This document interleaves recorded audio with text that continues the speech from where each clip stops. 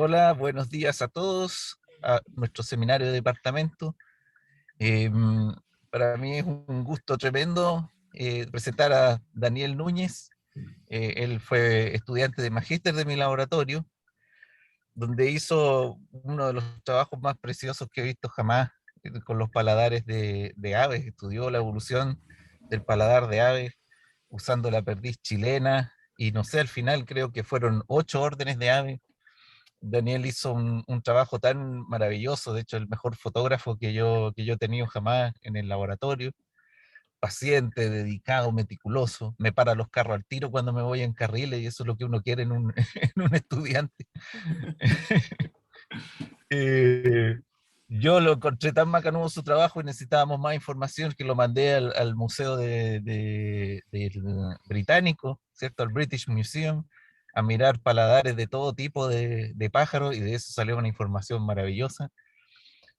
Así que, bueno, Daniel siempre ha sido muy, muy, muy destacado. Después se fue a hacer su doctorado en Zúrich en el laboratorio de Marcelo Sánchez Villagra, uno de los gigantes del Evo más integrativo que existen hoy en día, Evo que echa mano a la paleontología, a la embriología. Y ahí se puso a estudiar este tema absolutamente fascinante de las razas de pollo que son tan alucinantes, tan diversas.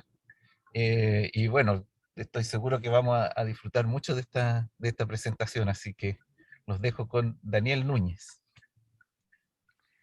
Hola, buenas tardes. Bueno, es un honor haber sido invitado a dar esta charla, porque bueno, yo hice mi pregrado en la facultad y después mi máster con Alexander.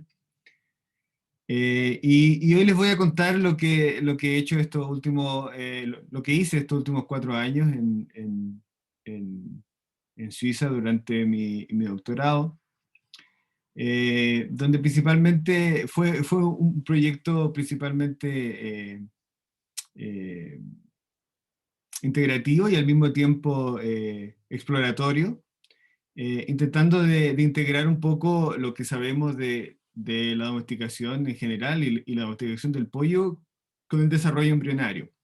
Y principalmente intentar de entender y de describir los patrones morfológicos que podemos encontrar en el desarrollo embrionario de la forma doméstica del pollo, y así intentar de entender el cómo esta diversidad morfológica que encontramos en la raza surge en el desarrollo. Eh, entonces, para empezar, aquí les muestro eh, el, el ancestro del pollo, o el ancestro putativo, o el principal ancestro de los pollos, que es el red junglefowl, o ave roja de la selva en español, que es esta especie que está acá. Este es el macho y esta es la hembra. Como pueden ver, el dimorfismo es súper claro, pero existen otras tres especies de lo que son denominados los junglefowl, como el Grey junglefowl, el Sri Lanka junglefowl y el Green junglefowl.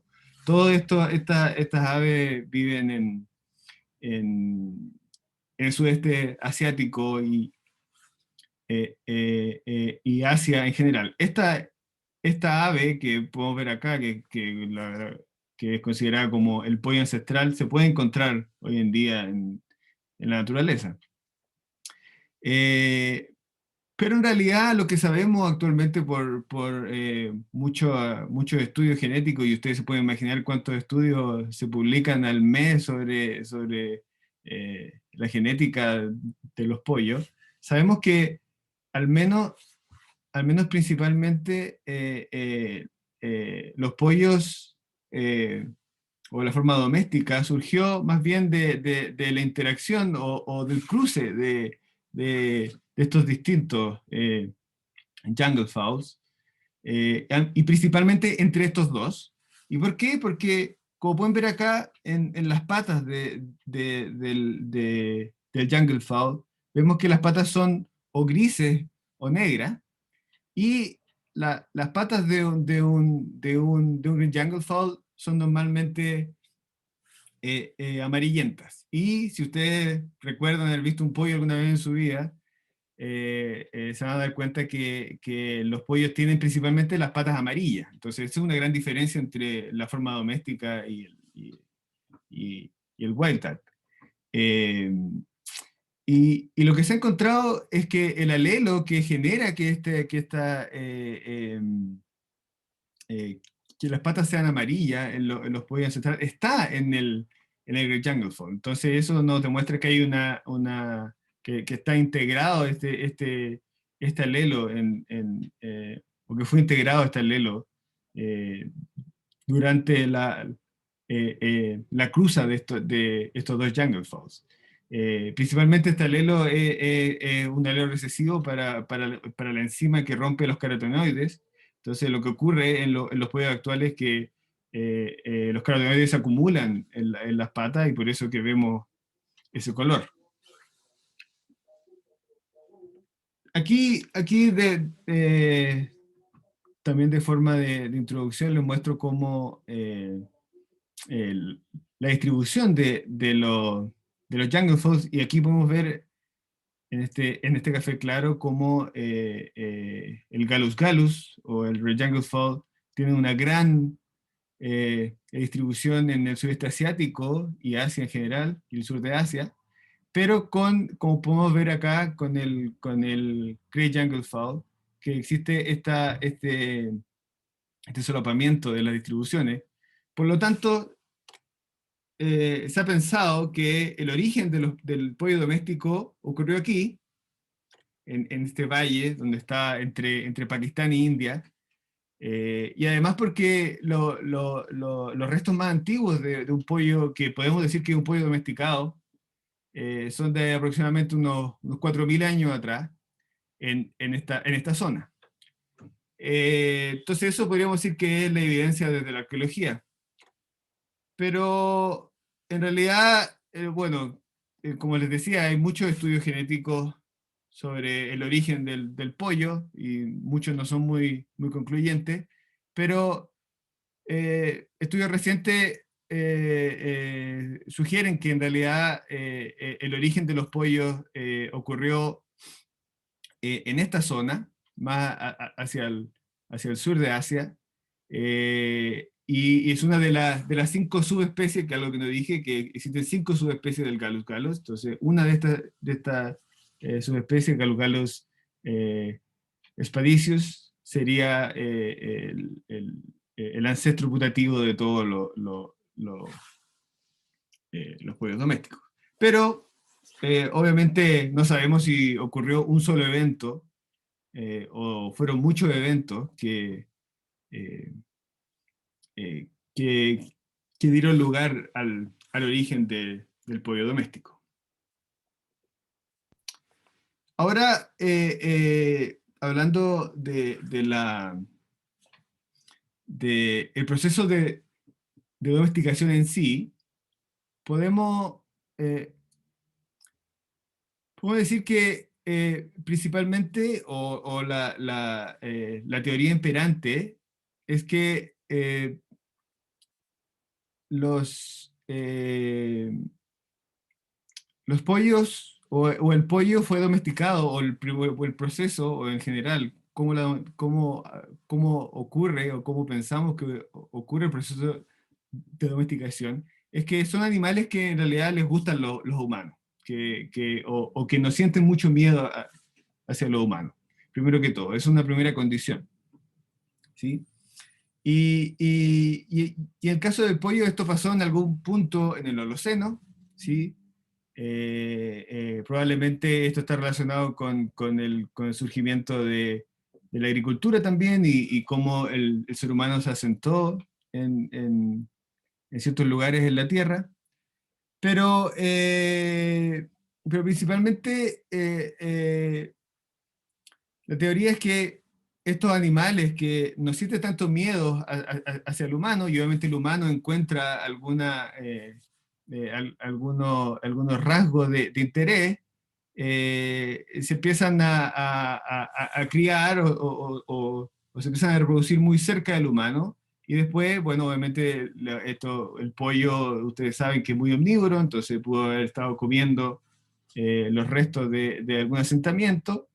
Y así sucesivamente eh, eh, empezó el proceso de domesticación.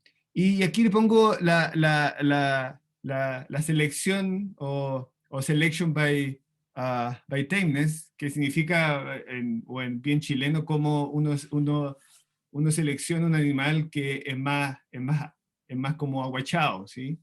Entonces, entonces uno selecciona, o sea, eso es lo que pensamos, que ese es lo primero, el primer rasgo que se selecciona, y después eso genera que estos animales, o en subsecuentes reproducciones, que, que, eh, que surja mucha diversidad, y de esa diversidad, por ejemplo, morfológica, se puede seleccionar, ¿sí? Entonces, y después, si nos vamos ya a los últimos, al último paso en el proceso de investigación, diríamos que después tenemos como el surgimiento de las razas y la selección artificial de ciertos rasgos. Entonces, podríamos dividir el proceso y cómo se piensa ahora la domesticación en dos procesos, como el primer paso, que serían estos pasos acá, o el inicio de la domesticación, y después lo que se denomina el selective breeding, que es cuando se generan las razas y las mascotas de alguna manera. Entonces, en el caso del pollo, nosotros lamentablemente no sabemos lo que pasó en estos primeros pasos. Entonces, no sabemos cómo era este pollo recién en este proceso bien temprano de domesticación, pero sí, lo que sabemos muy bien es que después, por mucha ah, hibridización y selección artificial, eh, tuvimos perdón, tuvimos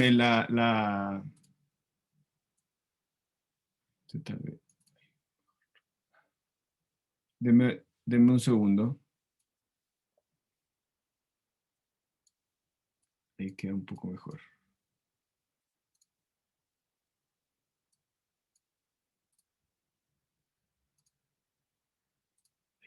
Bueno, no me pude arreglarlo, pero bueno.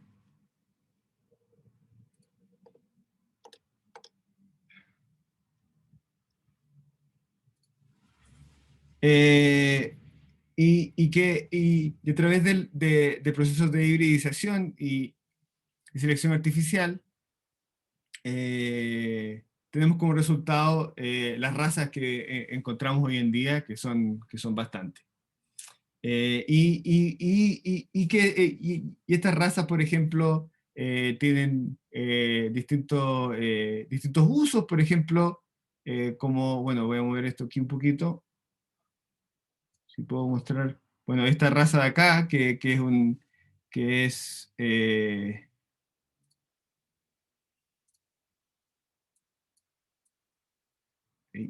ahí mejor.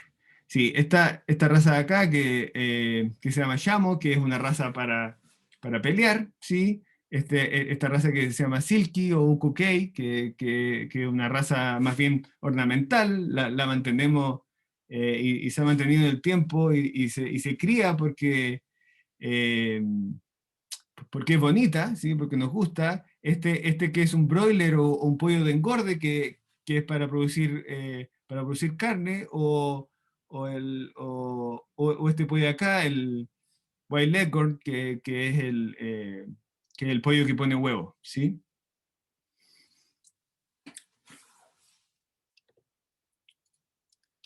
Lamentablemente no sabemos muy bien,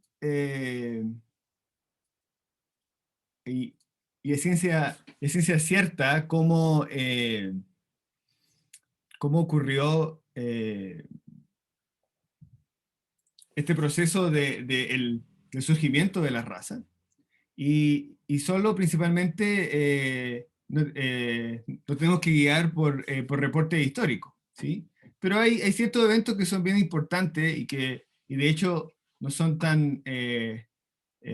son relativamente nuevos, como por ejemplo la fiebre del pollo, la fiebre de las gallinas que ocurrió en el siglo XIX eh, en el Reino Unido, que principalmente fue cuando este capitán de marina, eh, eh, a mitad del siglo XIX, le regaló unos pollos que trajo de Asia a la reina Victoria. Y la reina y a la realeza le encantaron estos pollos extraños que nunca habían visto, porque en ese tiempo en Inglaterra solo se conocía un pollo parecido a este, el Dorking.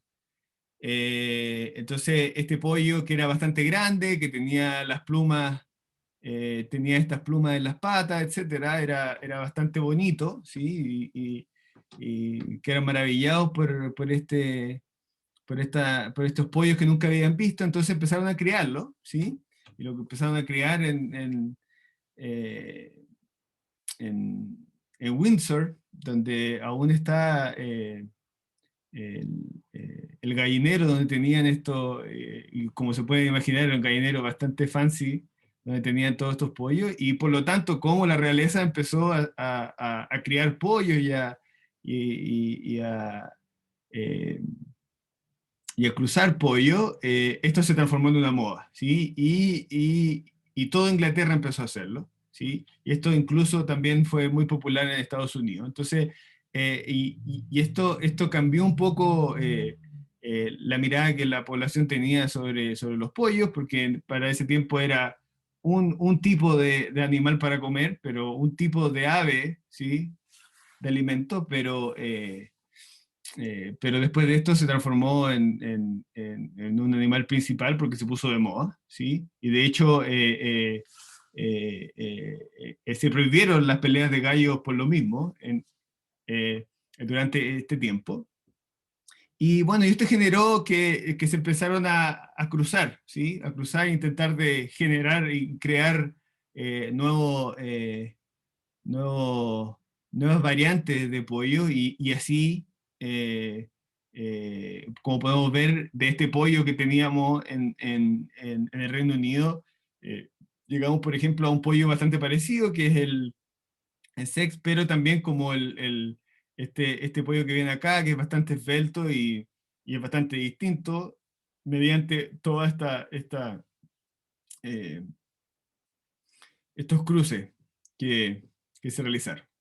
Y otro evento también importante es lo que pasó en Estados Unidos en el siglo XX, donde que fue un proyecto gubernamental que se llamó Chicken of Tomorrow, y que fue en realidad una idea bueno, el gobierno en ese tiempo se dio cuenta que, bueno, había problemas después, bueno, más o menos durante la Segunda Guerra Mundial y después de la Segunda Guerra Mundial, había problemas de hambruna eh, y de alimento, entonces se dieron cuenta que el pollo era fácil de criar y que producía huevos y que además eh, que producía carne. Entonces lo que pasó es que se empezó a incentivar que las mujeres, ¿sí? Empezaran a criar pollos también. Y, y, y porque también tradicionalmente en Estados Unidos los pollos lo criaban o la población negra, eh, los esclavos o las mujeres. Entonces los hombres nunca tuvieron mucho eh, eh, interés en criar pollos. Entonces esta mujer, Cecile Steele, ordenó, y esto es bastante interesante porque ella ordenó 50 pollitos para producir carne, pero le llegaron 500 por un error. Y ella fue la primera empresaria de pollos, y de ahí de los 500 en pocos meses tenía miles, y esta más o menos es la historia de cómo se produjo el broiler o el pollo de engorde, que es una mezcla entre estas dos razas que podemos ver acá, que principalmente en este tiempo lo que se intentó fue seleccionar los pollos que tenían el, el pecho, la pechuga, lo que nosotros llamamos la pechuga, más grande, y así se fue seleccionando hasta lo que tenemos hasta ahora. Y para finalizar, por ejemplo, en el caso del Wild Leghorn, que es el pollo que usamos hoy en día para poner huevos, para producir huevos, lo que ocurrió fue que un pollo desde Italia, y eso es lo que sabemos, se llevó a Estados Unidos, y entonces Leghorn es como una deformación de Livorno, de hecho, y después de Estados Unidos fue llevado al Reino Unido, y entre medio con cruces con otras razas, y se produjo este pollo que puede producir un huevo al día, que es bastante. Normalmente los pollos el wild type solo produce una docena de huevos cada cierto tiempo, y los incuba, pero este pollo produce un huevo y, y no lo incuba, ¿sí? Y bueno, también interesante que Chile es interesante en el sentido de que tiene su propia raza, que es lo que llamamos la araucana, con estas tres variantes, Trinte, Coyonca y Quetro, y principalmente las características que tiene es que no tiene cola, ¿sí? Y que de hecho no tiene epigostilo, o sea, no tiene la vértebra fusionadas que son como la cola en las aves, ¿sí? Y produce estos huevos que son entre azul y verde, ¿sí? Entonces se transformó, bueno, ahora son bien codiciadas, y de hecho existe una raza que se llama Ameraucana en Estados Unidos, que es una mezcla yo diría que es una mezcla entre un quetro y coyoca, y además tiene como una barba, ¿sí? Y es bastante interesante porque según sabemos, cuando los españoles llegaron a Chile, este pollo ya, los araucanos ya tenían, o los mapuches, perdón, mapuches ya tenían este pollo, ¿sí? Y esto indica esto indica que en realidad lo que debe haber ocurrido es que, como vamos a ver aquí, este pollo llegó a través de la Polinesia, porque existen algunos reportes donde existe este pollo en la Polinesia que no tiene cola también. Esto es controvertido porque existen estudios que han intentado de comparar genéticamente estos pollos con las razas europeas, etcétera, y las polinésicas, pero el problema que tenemos ahora con el pollo, como el pollo está en todo el mundo, ¿sí? Y se han hecho, y ha tenido estas rondas de hibridización eh, eh, eh, por muchos años, ¿sí? Eh, hay mucha introgresión de genes de distintas razas, entonces es bastante difícil poder trazar la historia genéticamente de, de los pollos, y por lo tanto algunos grupos dicen, sí, este pollo no tiene nada que ver con los pollos europeos, por lo tanto llegó a través de la Polinesia. Pero otros dicen, no, en realidad las muestras que nosotros teníamos sí tenían genes europeos. Entonces, ese es un poco el problema, pero históricamente es una raza o una variedad de pollo doméstico que se originó en Chile antes de la llegada de los españoles. Y bueno, más o menos lo que podemos ver aquí es que ahora, bueno, tenemos más de 100 o cientos de razas, bastante difícil de saber esto porque hay muchas variedades también. Y si bien muchos fenotipos son bien claros, algunos no son muy estables. Y entonces de estas razas tenemos, ahí adentro de cada raza hay muchas variedades, por colores, etcétera. Eh, y, y es bastante interesante lo que ha ocurrido, por ejemplo, con el broiler, con este pollo de engorde. Bueno, solo por dar un dato, aproximadamente existen eh, por cada humano hay 3 pollos en el mundo. Entonces, imagínense, y principalmente son estos tipos de pollo, o los pollos que, que son para engorde, o los productores de carne, o los que producen huevos.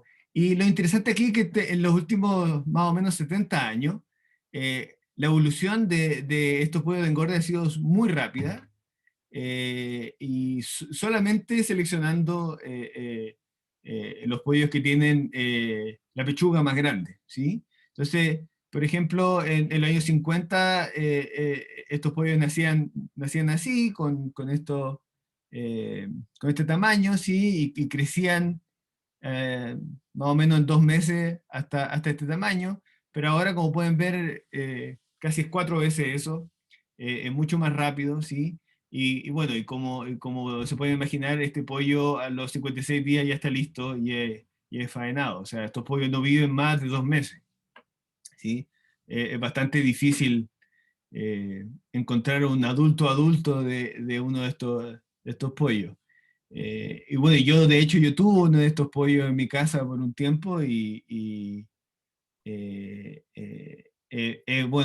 bueno, estos pollos tienen bastantes problemas, de hecho, porque crecen mucho, tienen problemas fisiológicos, están siempre muy cansados, de hecho eso está bien descrito. De hecho, o sea, para estos pollos estar parados y caminar es un esfuerzo, ¿sí? Un esfuerzo fisiológico. Eh, entonces, esto es bastante interesante, cómo a través de la selección de solamente un rasgo, se generan otros rasgos que, que no son intencionales, como por ejemplo que este pollo no puede volar también, ¿sí? Generalmente los pollos vuelan, o saltan, pero vuelan relativamente. Este pollo no puede volar. Y como les dije, si uno lo deja crecer, no puede ni incluso caminar, ¿sí? Se tropieza con todo, son bastante torpes. Eh, Ahora ya adentrándome a lo que hice durante mi doctorado, ¿sí? Eh, eh, la domesticación y cómo y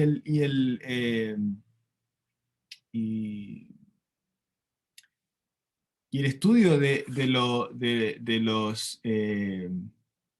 cambio morfológico eh, debido al proceso de domesticación ha sido estudiado de distintas maneras, principalmente de manera morfológica y también genética. Y un caso bien característico es la domesticación del lobo, ¿sí? Por lo tanto, la reproducción del perro. Y como podemos ver aquí, desde un lobo al perro tenemos todas estas variaciones que, de hecho, si un paleontólogo mirara estos, si estos fueran fósiles, y un paleontólogo mirara estos fósiles, diría, bueno, estos son distintas especies de cánidos, pero en realidad es solo una especie.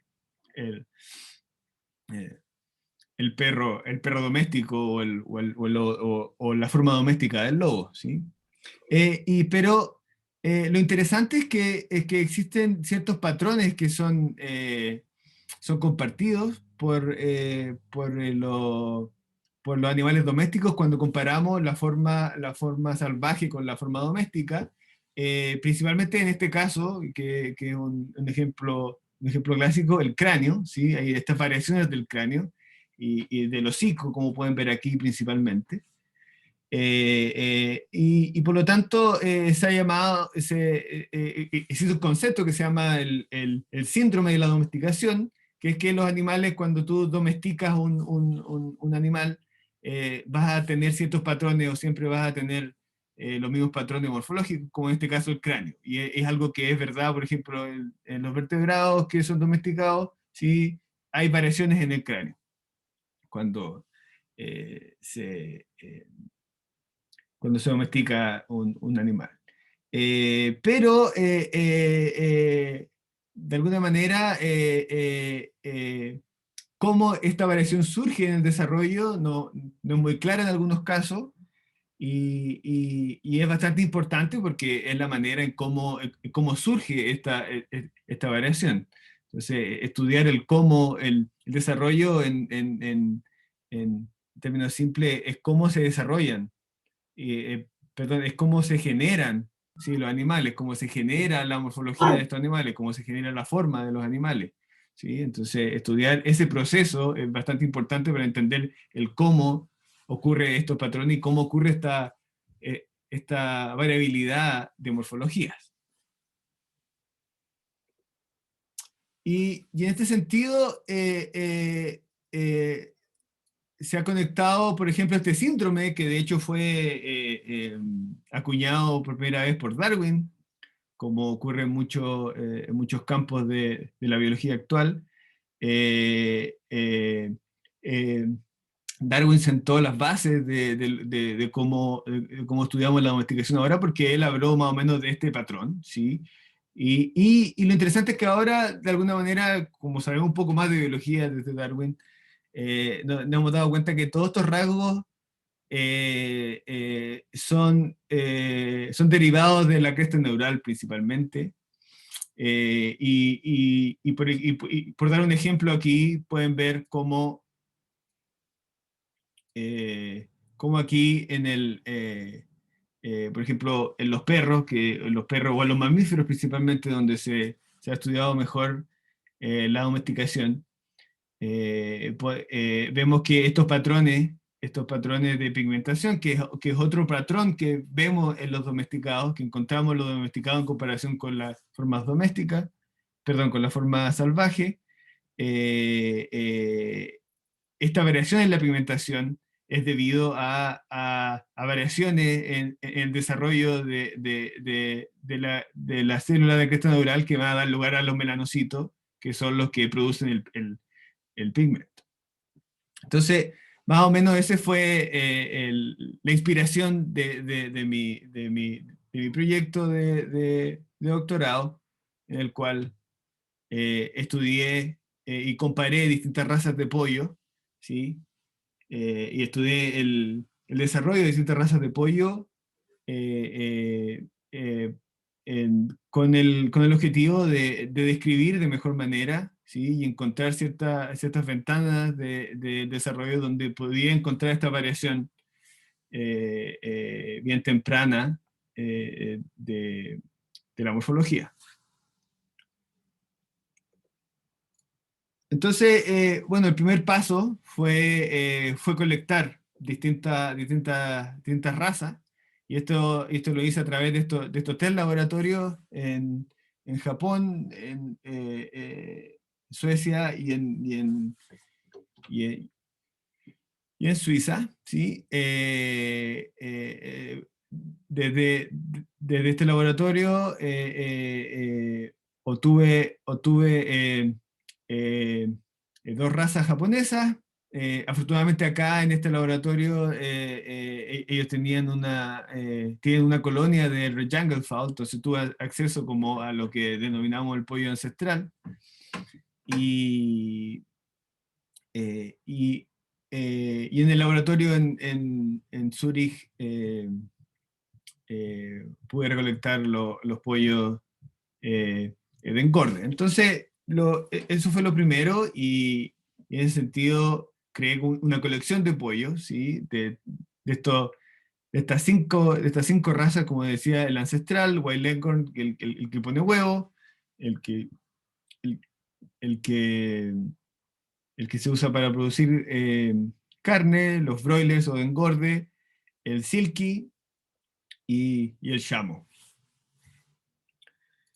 Y también me centré en otros aspectos, también participé en otro estudio sobre, por ejemplo, describir la morfología también y ver cuál variable era el cráneo en los adultos también. O sea, fue una mezcla, principalmente me enfoqué en el desarrollo embrionario, pero también en la morfología del adulto. ¿Sí? Y, y bueno, y este es un resumen de la, bueno, ahí pueden ver con más detalle de las series ontogenéticas que recolecté, que fueron bastante completas, con las que fue con lo que usé, eh, que fue lo que usé para realizar mi doctorado y este proyecto. Y como pueden ver aquí, y algo que es bastante intuitivo, los embriones en un principio temprano son bastante parecidos, ¿sí? Pero después empiezan a mostrar eh, eh, su, eh, sus rasgos específicos, como por ejemplo el tamaño, esto está en escala, ¿sí? Entonces, como pueden ver aquí, estos pollos son un poco más grandes, ¿sí? Y también la pigmentación. Y bueno, y como les decía, de aquí produje principalmente la gran mayoría de los datos de mi proyecto. Entonces, para empezar, les voy a mostrar lo que hice en relación al adulto, ¿sí? Y principalmente el cráneo. Y la inspiración para esto fue este trabajo que existe para lo bastante reciente, para las palomas, ¿sí? Para las palomas domésticas. Entonces este es un trabajo que estudió la disparidad morfológica de las palomas. Las palomas domésticas versus las palomas salvajes.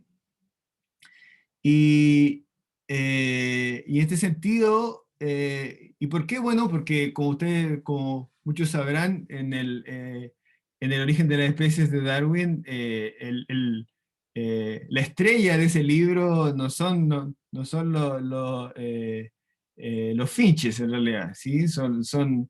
Es la paloma, ¿sí? De hecho, la primera, el primer capítulo es sobre las palomas. Y por qué? Porque en realidad las palomas domésticas son bastante variables, ¿sí? Y diversas, principalmente en el cráneo. Como pueden ver acá, de hecho, podemos hacer un uno a uno, una correlación uno a uno con las distintas aves y los distintos cráneos que encontramos en las aves modernas, ¿sí? En todos los órdenes de aves modernas, y lo que encontramos en las razas eh, de, eh,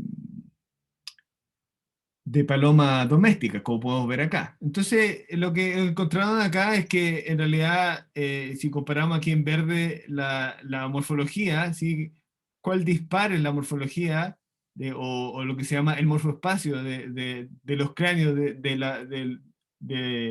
la paloma salvaje versus el de los entre las palomas domésticas vemos que este morfoespacio de las palomas domésticas es bastante amplio y asemeja, como les decía, la diversidad de cráneo que vemos, de la forma del cráneo que vemos en la ave moderna. ¿Sí? Entonces, eh, el objetivo aquí fue hacer lo mismo, pero con los pollos, ¿sí? Y para esto fui al Museo de Historia Natural en Tring, que está en el Reino Unido, que es una sucursal del Museo de Historia Natural de Londres, donde está la colección de aves, ¿sí? Y tiene la colección de Darwin, ¿sí? Tiene la colección de los esqueletos de Darwin. Entonces, lo que hice fue, como pueden ver ahí, colectar la forma, ¿sí? de estos cráneos, ¿sí? Como por ejemplo esta raza que es bastante interesante, que se llama Polish, que tiene esta protuberancia en el cráneo y además tiene estas crestas, ¿sí? de, de, eh, de pluma, y compararlas con el Rejangelfeld y todos los Jangelfelds a los que tuve acceso, y hacer esta comparación de cómo es el morfoespacio entre los pollos domésticos y los pollos salvajes, por decirlo de alguna manera. Y también esto lo hice comparando razas suizas también a las que tuve acceso, como estas dos que pueden ver, tienen también una especie de cresta y el cráneo es bastante distinto también.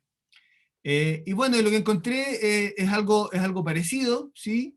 Acá está el morfoespacio de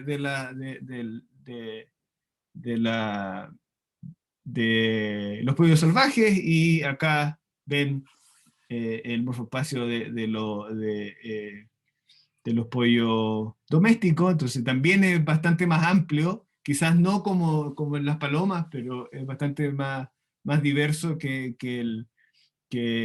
la forma salvaje. Y principalmente también encontramos que existe más variación en esta parte del cráneo, ¿sí? La parte anterior, donde está el pico. Y justamente esta zona es un derivativo un derivado, perdón, de la cresta neural, lo que soporta esta idea de que los rasgos que más varían en los domesticados son derivados de la cresta neural. Y al mismo tiempo también cuando comparamos la forma y el tamaño, nos dimos cuenta que mientras estos pollos eran más grandes, ¿sí? Presentan más variación en el cráneo. Por lo tanto, podría haber una relación entre el tamaño, ¿sí? de los pollos y cómo las razas de pollo, algunas razas de pollo son bastante grandes, ¿sí? Y la forma del cráneo. Eh, y eso es principalmente en términos de la morfología del cráneo o de la forma del cráneo en los pollos adultos. Y ahora entrándonos en el desarrollo embrionario, como ustedes pueden ver, los pollos y las aves en general presentan todo eh, estos rasgos del integumento que son bastante variables, ¿sí? Y reconocibles en las aves. Y, por ejemplo, si nos concentramos solo en la cresta, ¿sí? en los pollos, vemos que son bastante variables, ¿sí? Y tenemos hartos tipos, ¿sí? Como el wild type aquí, que es eh, la forma ancestral. De hecho, el Rejangelfeld tiene esta forma de cresta, ¿sí? Pero también tenemos la forma de guisante, de frambuesa, ¿sí? de nuez, etcétera, ¿sí? O esta forma B. En mi caso, mi forma favorita es esta, ¿sí? Este pollo que es una raza francesa, ¿sí? Que tiene como esta forma de V. Y en este contexto, lo que hicimos fue estudiar cómo y comparar cómo la variabilidad, ¿sí? de estos rasgos del integumento, que por lo que podemos ver acá, por ejemplo, en distintas especies de aves, ¿sí? Son bastante variables, como podemos ver aquí, ¿sí? Que por ejemplo acá el barbijo y la cresta son bastante prominentes, pero aquí no hay una cresta y existen estas plumas y el barbijo es más pequeño y también, por ejemplo, la presencia de plumas en las patas, que es algo común en las aves modernas, pero que también lo encontramos acá, por ejemplo, en esta raza de pollo, en la silky, y que se puede encontrar estudiando el desarrollo. Entonces, primero, en ese sentido, lo que hice fue mirar la literatura e intentar de generar, para poder entender el origen y la variabilidad de estos rasgos en los pollos, eh, eh, intentando de hacer como un cuadro conceptual o quizá incluso una filogenia de los, eh, entre comillas, de los pollos usando los datos históricos.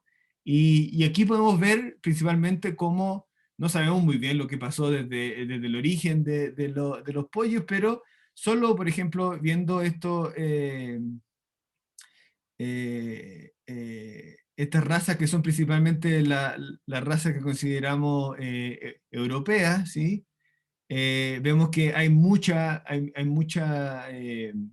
hibridación, ¿sí? Lo que no permite generar o no ha impedido tener una mejor resolución de las relaciones que hay entre las razas. Esto es algo que se ha intentado mucho, como he comentado, comparando los genomas, pero como le decía, hay mucha introspección integración desde distintas razas a través de, de la hibridación, como podemos ver aquí.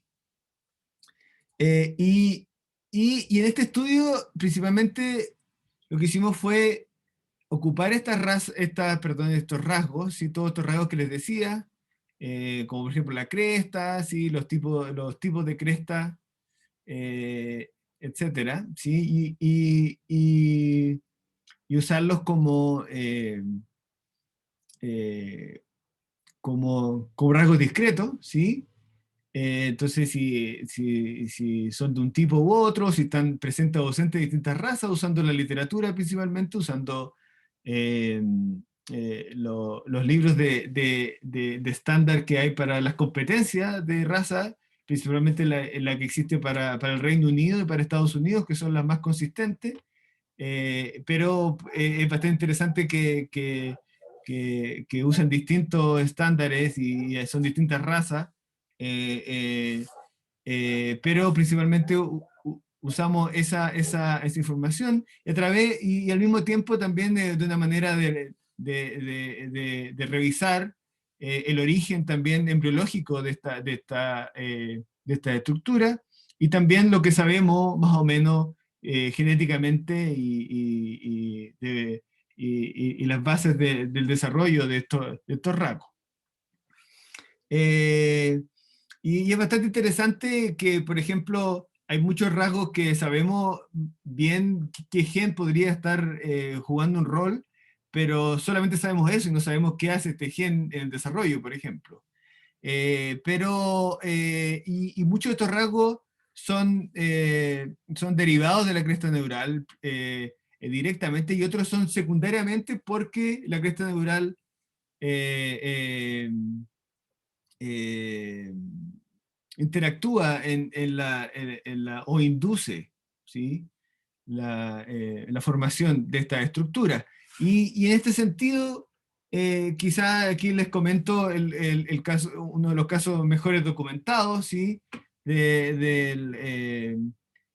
Principalmente lo que llamamos la cresta, ¿sí? Entonces, esta es la forma ancestral de la cresta, ¿sí? El wild type de la cresta, y esta es la forma de guisante, ¿sí? Y principalmente lo que se ha encontrado es que en el epitelio donde se va a generar esta cresta, en los pollos que tienen la forma de guisante, expresan SOX5 y en el wild type esa expresión no existe, ¿sí? Entonces esta expresión ectópica de SOX5 genera que se produzca este tipo eh, de cresta, ¿sí? Entonces lo que ocurre acá es que en realidad lo que genera la cresta es el integumento, ¿sí? Pero aquí la cresta neural eh, eh, migra y existe una interacción con el epitelio y genera la cresta.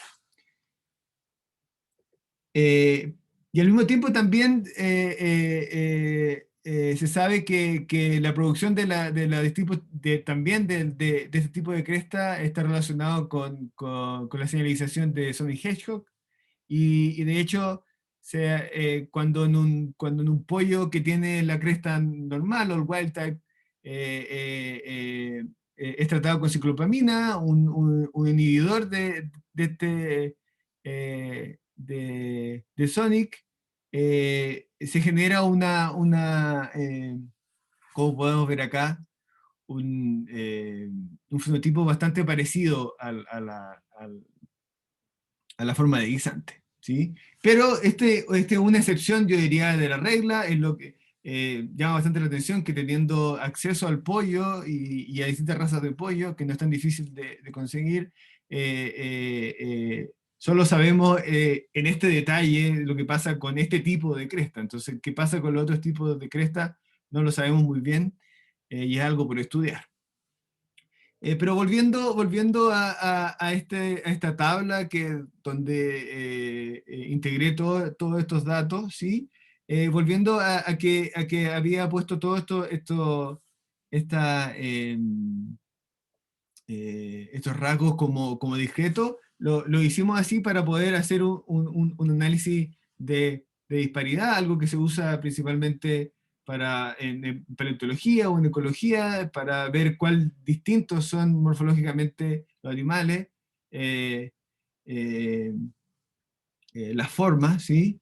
Y bueno, y se hace a través de un estudio multivariado, y aquí el resultado nos muestra que de alguna manera, usando el integumento como un proxy para ver las relaciones que existen entre las razas, eh, existen algunos patrones interesantes, aunque no son tan claros, pero por ejemplo, el origen, ocupando el criterio que ocupa el estándar americano, de razas, que es por origen, ¿sí? Vemos que este análisis nos muestra que, por ejemplo, aquí están todos en el mismo clúster, o más o menos, ¿sí? O todos en el mismo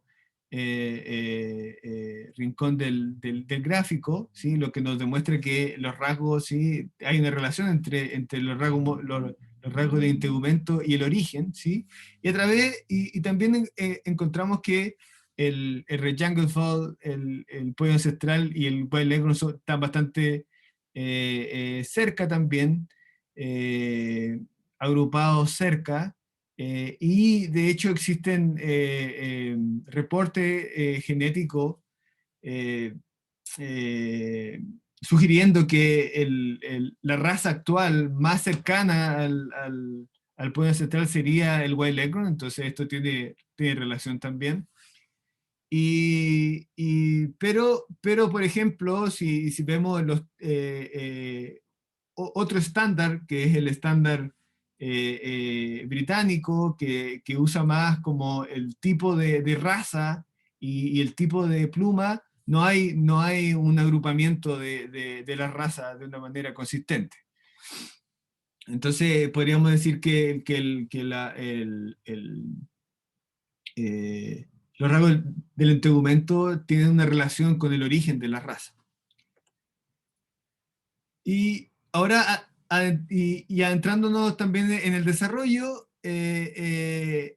también describí usando esta información, como les mostraba, lo que sabemos relativamente genéticamente de la variación de estos rasgos.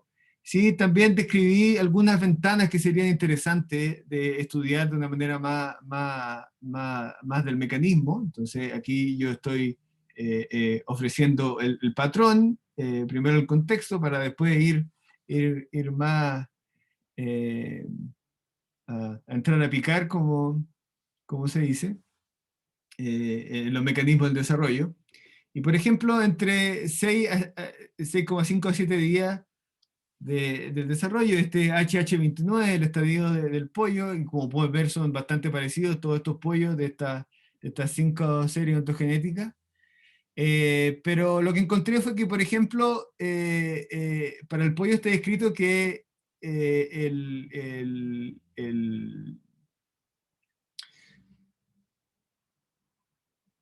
el diente del huevo, que es esta estructura que se desarrolla eh, en lo que va a ser el pico y que ayuda al pollo y a las aves a romper el huevo cuando eclosionan, ¿sí? Aparecen los pollos en HH30. Entonces aquí esta línea aquí es el HH30, este estadio, pero y en el HH29 no debería estar presente. Pero lo que yo encontré es que en la forma ancestral está presente, ¿sí? Un poco más temprano, ¿sí? En la producción de esta estructura. También la encontré en esta raza, ¿sí? Y después está presente en todo en el siguiente estadio está presente. Entonces, de alguna manera describiendo un cambio heterocrónico que de hecho de tiempo de cuando aparece este rasgo, un poquito más temprano en la forma ancestral, y de hecho esto tiene una correlación con el modo de vida eh, de estas formas, porque por mi observación personal, y porque esto no está reportado, y por lo que he comentado con otros colegas, es que el pollo ancestral, el Rectangle Fold, eclosiona relativamente a un día a 12 horas antes que, que las razas de pollo, que la forma doméstica. Entonces quizás que aparezca este rasgo en un estadio más temprano, ¿sí? Eh, tenga que ver con eso, ¿sí? Pero, de nuevo, no sabemos cuál es el mecanismo que está detrás de esto, entonces esto sería interesante, y de hecho esto se ha hecho entre distintas especies, ¿sí? Y sabemos que, por ejemplo, la cresta dorsal induce en el epitelio producir este crecimiento que después va a ser una estructura de queratina, ¿sí? Eh, eh, y se ha demostrado por ejemplo, si tú trasplantas la cresta oral de distintas especies, como entre un pato y una codorniz, por ejemplo, cuando se trasplanta la cresta oral de una codorniz, que se desarrolla mucho más rápido que hace un pato, el pato hospedero que recibe la cresta oral de la codorniz, produce un, un diente del huevo mucho antes de lo que debería producir un pato. Por lo tanto, eh, la cresta oral tiene algo genera, ¿sí? Tiene como un patrón especie específico, que en este caso podría ser raza específico, ¿sí? Que está ahí por ser estudiado. Después, a los 11 días de desarrollo, si comparamos, por ejemplo, la morfología de eh, de, de las plumas en los muslos, podemos ver que, de hecho, hay distintos grados de desarrollo. Algunas razas son más largos, en otras son más cortos, y también hay distintos patrones de pigmentación también en estos estadios, cuando podemos ver que empiezan a diverger en el desarrollo. Y finalmente, también describí cómo también podemos encontrar estas distintos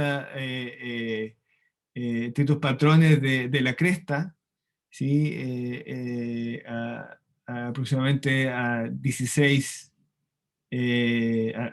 días del desarrollo, en donde como ya le había mostrado, sí, ya sabemos más o menos cómo ocurre o más o menos las bases del desarrollo que generan las diferencias entre estos dos tipos de crestas. Pero, por ejemplo, lo que pasa en el caso de nuez, que es lo que tiene el Silky, no lo sabemos muy bien y vemos que este tegumento es bastante complejo y sería bastante interesante estudiar esto en estos términos, ¿sí? Y ahora, eh, en esta otra sección de mi proyecto, me centré principalmente en los patrones, ¿sí? En los patrones del desarrollo en general, pero principalmente morfológico, ¿sí? E intentar de entender si estos patrones que nosotros llamamos heterocronía o alometría, que son estas relaciones entre el tiempo en el que la heterocronía o el cambio en el tiempo, es como en las secuencias del desarrollo, ¿sí? En los eventos que ocurren en el desarrollo, cómo estos cambian en el tiempo y podrían estar generando novedad evolutiva, ¿sí? Y la alometría es las relaciones que hay entre el crecimiento de las distintas partes de los animales. Entonces, por ejemplo, ¿sí? La pregunta era, ¿qué está pasando en el caso de la domesticación del pollo y teniendo en cuenta que tenía acceso a la forma ancestral y cuatro formas domesticadas? Entonces, ver cómo estos patrones, ¿sí? de la secuencia del desarrollo y de los patrones de crecimiento, ¿sí? Están ocurriendo o han cambiado, ¿sí? O podrían explicar ciertos rasgos que encontramos en los domesticados desde la forma salvaje a la domesticada. Y en ese sentido, ¿por qué esto puede ser importante? Porque, por ejemplo, nosotros sabemos que si comparamos, por ejemplo, un mamífero con un ave o un diápsido, ¿sí? Con reptiles también, ¿sí? Los reptiles o los diápsidos son más visuales, ¿sí? que los mamíferos, ¿sí? Entonces, por ejemplo, en general, entonces podemos ver que en el embrión, sí, en estadio comparable entre mamíferos y aves, ¿sí? En diápsidos, perdón, en diápsidos vemos que el ojo es bastante más grande, ¿sí? Pero en los mamíferos es bastante pequeño, ¿sí? Entonces uno diría, bueno, sí, esto tiene una relación porque, claro, la ave son más visuales, etcétera. Pero bueno, tenemos el caso del trasero, donde el ojo es bastante pequeño, pero después en el adulto es bastante grande. Entonces, no siempre estos patrones se cumplen, ¿sí? Y es importante chequear cómo son estos patrones y ver cuál es la correlación con el fenotipo del adulto. Y en ese sentido existen bastante distintos tipos de modelos, ¿sí? Para explicar estos patrones, ¿sí? Principalmente usando la morfología, como el de von Baer, que nos dice que, bueno, al principio, en el estadio más temprano, por ejemplo, si estamos comparando vertebrados, ¿sí? Los vertebrados son más parecidos, ¿sí? Y después divergen, ¿sí? Y empiezan a expresar su rasgo específico. Pero también tenemos, bueno, pero después, ahora sabemos que en realidad muy temprano, incluso animales muy emparentados, los embriones tempranos son muy distintos, ¿sí? Entonces varían mucho en su morfología, pero después existe un momento que podríamos llamar el periodo filotípico, ¿sí? Donde son bastante parecidos y después divergen de nuevo, ¿sí? Y etcétera. Entonces esto más o menos es el contexto en el cual eh, eh, eh, eh, ideé esta sección de mi proyecto. Y, y- y estas fueron las dos hipótesis que yo tenía, ¿sí? Entonces, pensando en la secuencia de eventos morfológicos que ocurren en el desarrollo del rectangle fall de la forma ancestral, pensando que, por ejemplo, tenía este orden, ¿sí?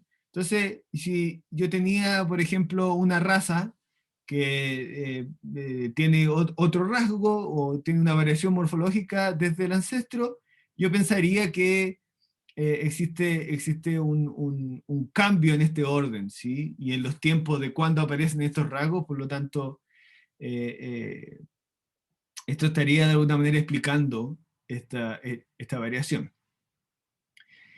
Y en términos de cómo se producen o de cómo cuáles son las correlaciones de crecimiento de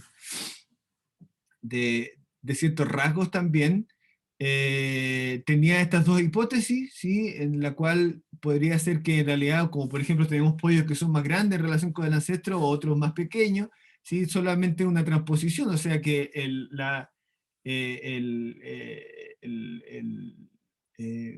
cómo eh,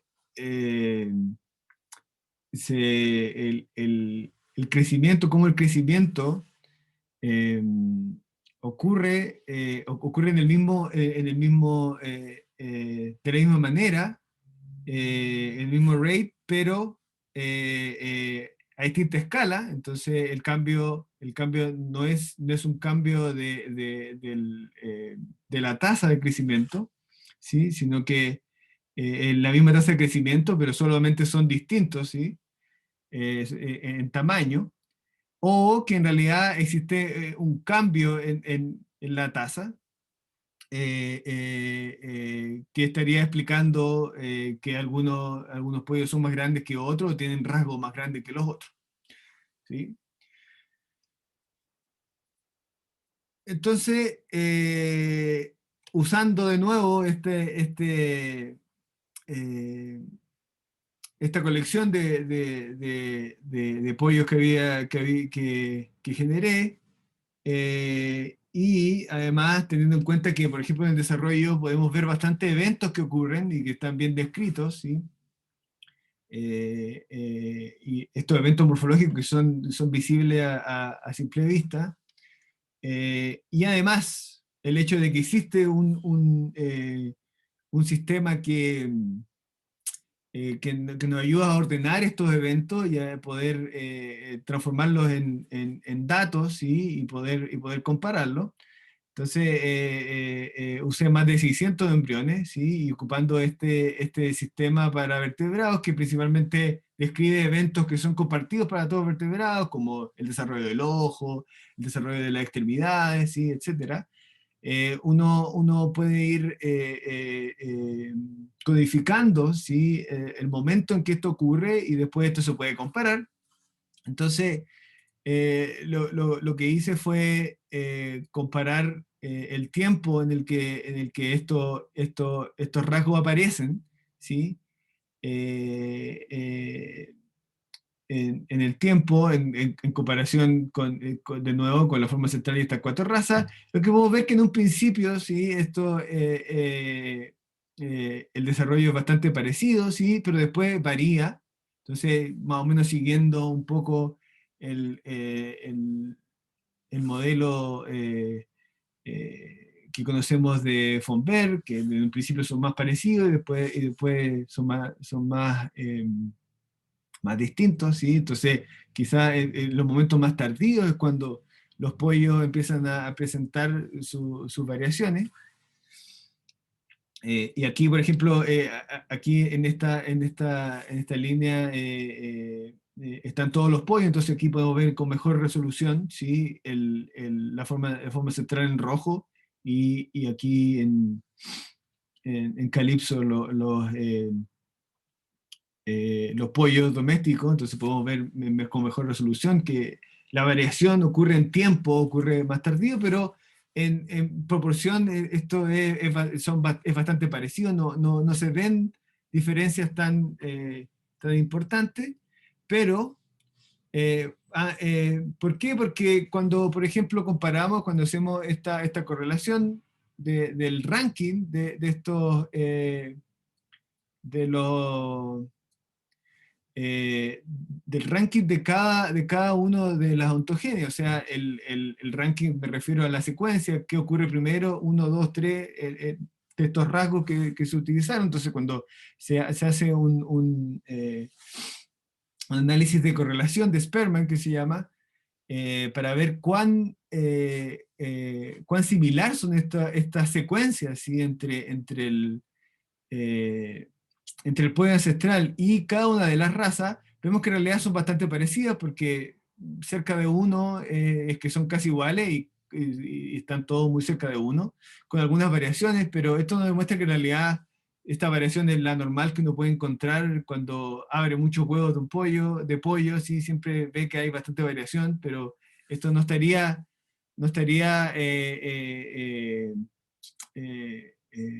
explicando la variación que existe morfológica en los pollos. Por lo tanto, se podría concluir que en realidad la variación morfológica en los pollos, en el proceso de domesticación, no ha sido a través de variaciones en el tiempo o en el ranking o en el orden eh, de los eventos del desarrollo. Pero cuando comparé los patrones alométricos, ¿sí? Y en este caso lo hice con el pollo ancestral y las dos razas comerciales que tenía, el que, como les decía, los que ponen huevo y los que son para carne, y vean cómo, por ejemplo, estos pollos están a escala, y vean cómo los que ponen, los que se producen para carne crecen muy rápido, ¿sí? Entre 15 días de desarrollo y 19 días de desarrollo, algo que se puede ver a simple vista, pero esto lo analicé y principalmente encontré mucha transposición, o sea que en realidad hay, como podemos ver aquí en la mandíbula, ¿sí? La mandíbula inferior, que la mandíbula inferior en realidad se desarrolla en una distinta escala, pero con la misma tasa, ¿sí? Pero principalmente me voy a enfocar en lo que encontré para el ala, ¿sí? Donde podemos ver que aquí en rojo el Rectangle Fold tiene este patrón. Existe una variación para el White Leghorn bastante interesante también, pero lo interesante es aquí, es lo que encontré para el broiler, donde, como les decía, el broiler no vuela, ¿sí? Y es bastante grande, pero si uno mira en proporción, el ala es bastante pequeña y podemos ver que en el desarrollo existe este patrón hipoalométrico del ala, donde el cuerpo, claro, el cuerpo crece a una cierta tasa, pero el ala se empieza a quedar un poco más atrás, ¿sí? Y no crece tanto en relación como crece el cuerpo, y esto genera que después el ala sea muy pequeña. Por ejemplo, estos patrones se sabían muy bien para los polluelos recién nacidos, pero esta es la primera vez que se describen que estos patrones, estas diferencias que existen entre las razas, ¿sí? Y entre el pollo ancestral, se pueden encontrar en el desarrollo embrionario. Entonces esto es bastante interesante, y además porque el problema podría ser un modelo bien interesante para estudiar el desarrollo o la evolución del vuelo y la pérdida del vuelo en las aves. De alguna manera sabemos que el surgimiento del vuelo en los dinosaurios terópodos, que dieron lugar a las aves modernas, o a las aves, de alguna manera existe una correlación alométrica. El cuerpo se empezó a hacer más pequeño y el ala siguió creciendo relativamente a la misma tasa. Entonces eso generó que animales con las alas más grandes, ¿sí? O con extremidades anteriores más grandes, y por lo tanto surgió el vuelo, o sería una de las razones por las que surgió el vuelo. Entonces estos juegos entre las correlaciones de crecimiento de las partes del cuerpo son bastante importantes de entender en la evolución de las aves y del vuelo particularmente, y el pollo broiler podría ser un gran modelo para eso. Sabemos que es bastante complejo porque cuando, por ejemplo, comparamos un emú y un avestruz, que son estas aves palognatas que no vuelan, ¿sí? Bastante grandes y que tienen alitas bien pequeñas. Si comparamos, por ejemplo, se sabe que si comparamos el patrón alométrico el desarrollo del ala en comparación con el cuerpo son distintos, no siguen el mismo patrón, y de hecho los mecanismos moleculares que subyacen esta reducción del ala en el avestruz y el emú son distintos también. Entonces sería bastante interesante saber qué es lo que está pasando también aquí y comparar y ver si, bueno, si para cada caso de las aves hay un mecanismo específico o hay algo que se comparte, ¿sí? Y,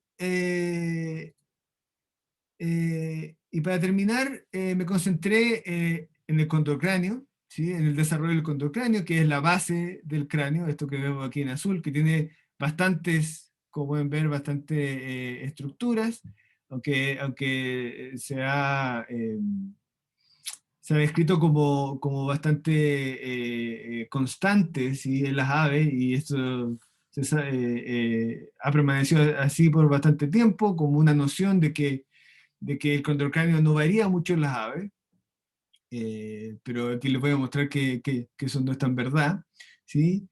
Y bueno,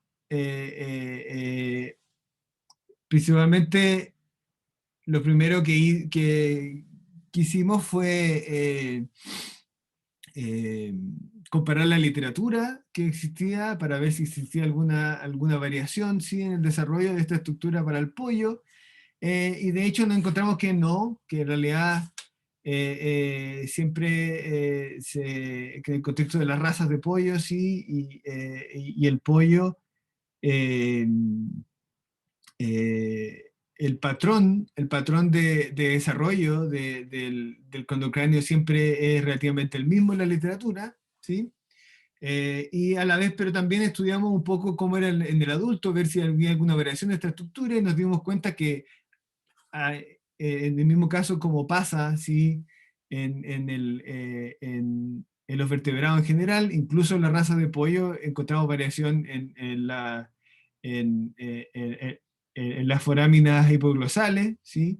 En el número de ellas, porque incluso de hecho en un mismo espécimen podemos encontrar que hay variación en los distintos lados, ¿sí? Por ejemplo, en este caso, en esta raza hay tres foráminas hipoglosales y en este caso hay dos, entonces hay variación, necesita variación, que eso podría estar sujeto desde el desarrollo, pero también ahora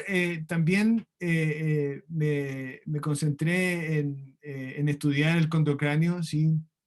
En los embriones que tenía a la mano.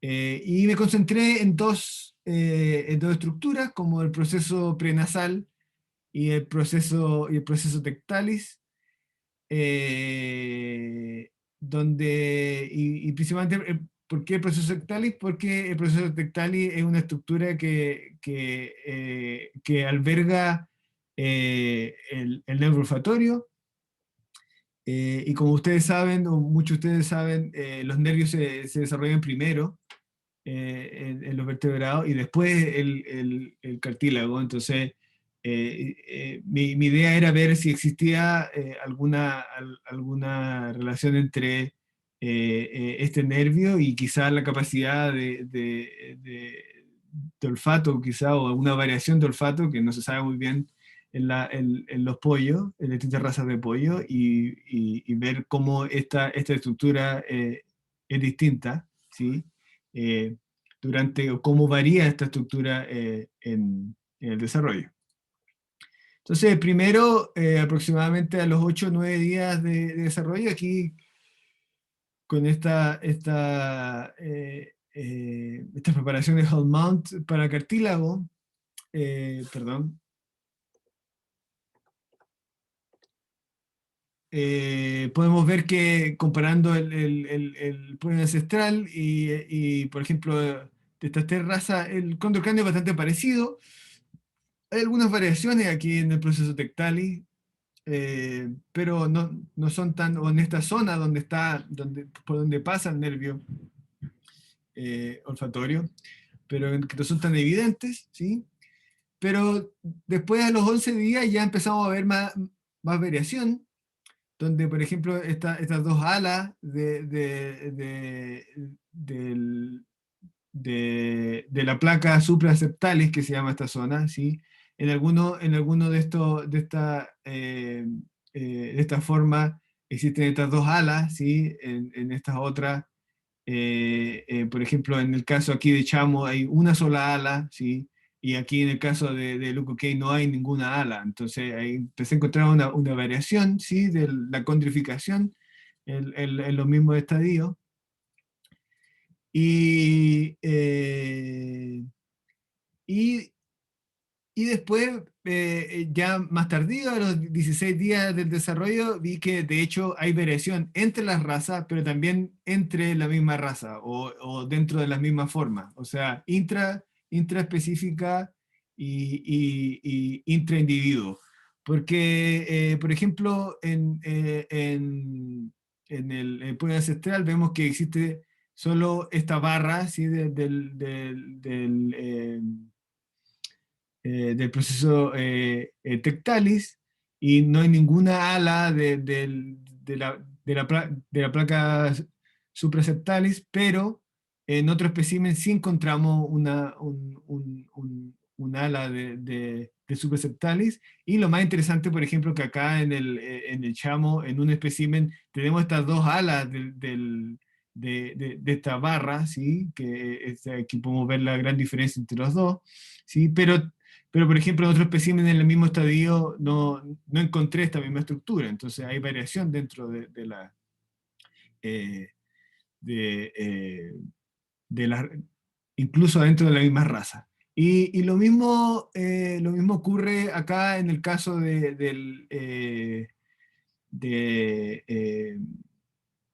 del Wild Leghorn, donde, por ejemplo, vemos que está esta barra principal y existen estas dos alas, pero, por ejemplo, en otro espécimen hay solamente una ala, y una ala más grande y otra un poco más pequeña, ¿sí? Y en el caso de los pollos de engorde existe esta alita pequeñita, o sea, esta barra pequeña, y ninguna de las alas de la placa supraceptalis.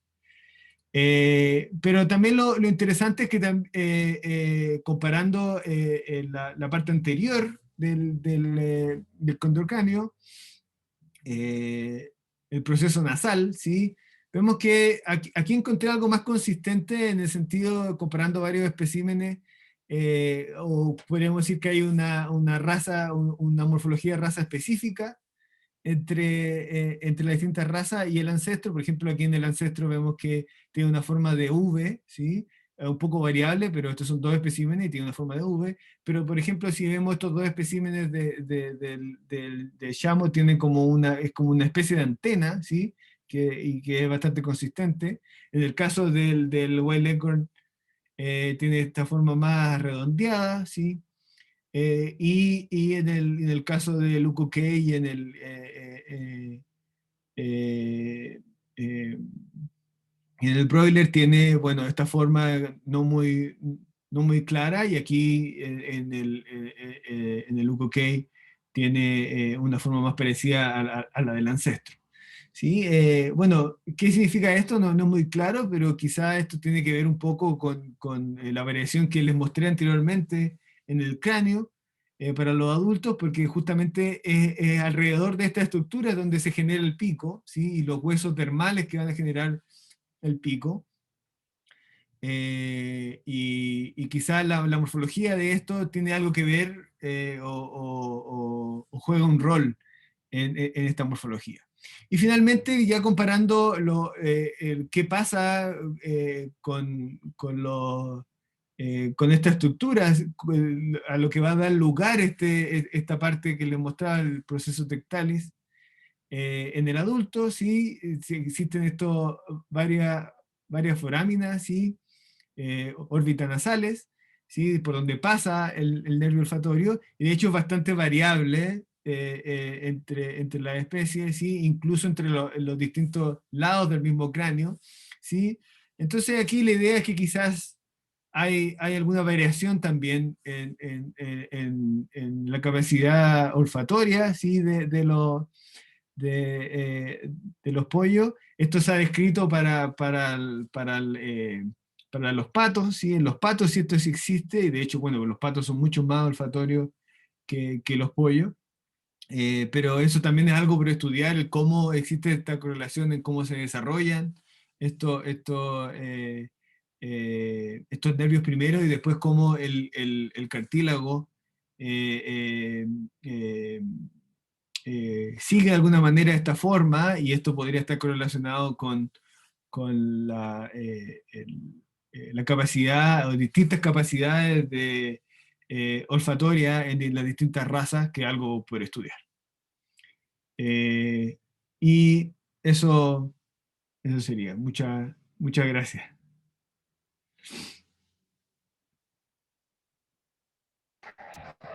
Gracias, Daniel. Eh, no me veo a mí mismo, no sé si me ven. Sí, sí, sí, te Damos vemos. paso a las preguntas. ¿Sí? Ah, ya, qué bueno. Damos paso a las preguntas. ¿Alguien tiene preguntas? Estamos un poquito pasados en la hora. Eh,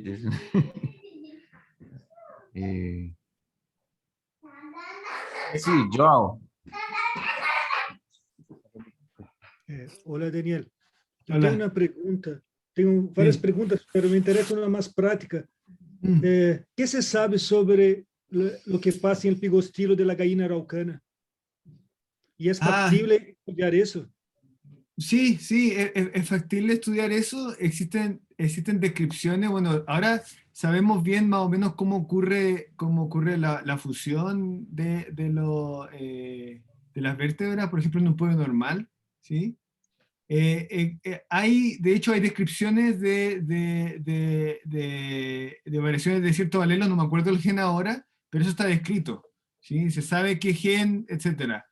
El mecanismo, obviamente, que esto ocurre mucho en el caso del pollo, como les decía, todos los meses se publican muchas comparaciones genómicas de distintas razas, intentando encontrar cuál es el gen que quizás está dando lugar a cierta variación, pero no sabemos la real función de, de, eh, de estos genes. Pero sí existe, eso está, de hecho yo te puedo mandar los papers.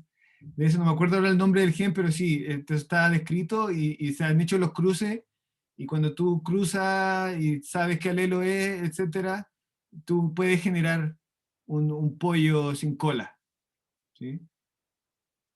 Pero esto significa que no hay las vértebras o las vértebras del pigostilo no están fusionadas. No están, No están. no están, no Quizá tienen menos existen. somitos. Sí, sí, sí, eso es algo que yo alguna vez estaba intentando de ver si podía hacer, como comparar quizás la somitogénesis de una araucana y el pollo. Lo que, Que lo, ela- lo que sí, sí, eso está descrito. Lo que te digo es que no, pero sí, ahora que me acuerdo, sí, hay un paper donde muestran que tiene menos somitos, sí, sí, eso está descrito, sí. Yeah. Porque en realidad lo que tenemos, en realidad, como tú sabes, tenemos el sinsacro con las vértebras que están en el sinsacro, pero después no está el pigostilo, ¿sí? Entonces esas vértebras no están. Y elas ponen bastante huevo, no son mañosas. Sí, sí, ponen bastante huevo, sí, porque de hecho ahora bueno, como en algún momento comenté, las gallinas araucanas son bastante populares, y por el color del huevo, ¿sí? Entonces, existen variedades, ¿sí? Que ponen huevos casi todos los días. Entonces, sí. Bueno,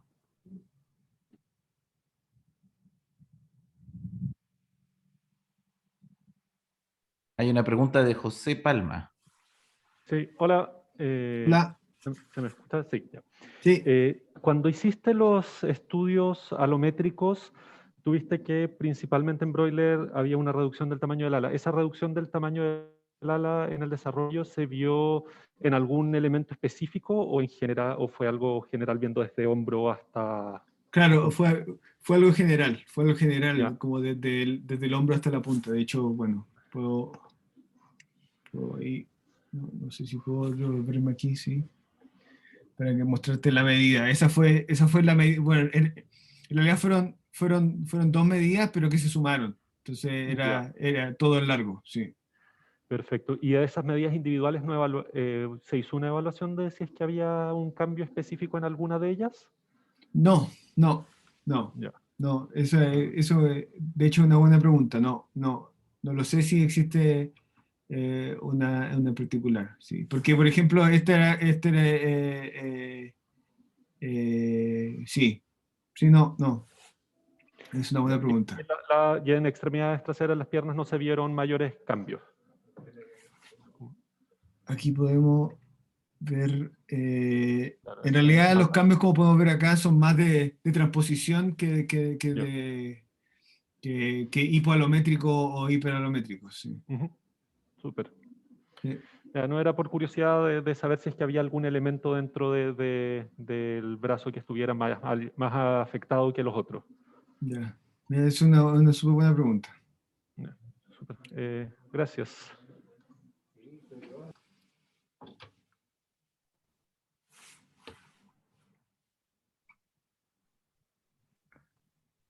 Voy a mirar a ver si hay preguntas en el chat. No hay preguntas. Bueno, por interno te voy a hacer preguntas, Daniel, porque en honor al tiempo tenemos la tradición Bueno. de dar por terminados los seminarios a la 1:30. A menos que haya una pregunta más, podríamos admitir una pregunta más del público, si esto existiera. Si no, vamos a terminar, yo creo. ¿Ok? Bueno. Muchas gracias a todo el Fue mundo un por placer. haber venido. Muchas gracias, Daniel, muy interesante. Y bueno, nos vemos el próximo miércoles en otro seminario. Cuídense todos. Chao, chao. Chao.